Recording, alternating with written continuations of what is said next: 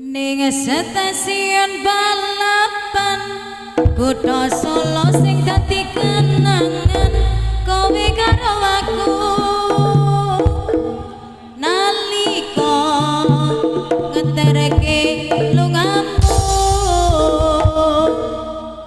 ning stasiun balapan rasane kaya wong kelangan kowe ninggal aku ra krasa netes elo ning pipiku dada sayang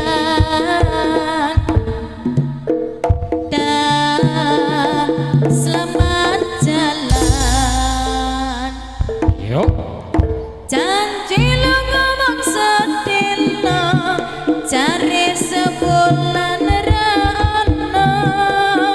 pamit nalika smono ning stasiun balapan sono cari lu ngomong sedina malah tanpa kirim warta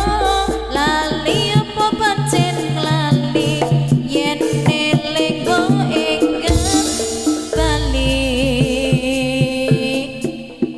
ning stasiun balapan rasane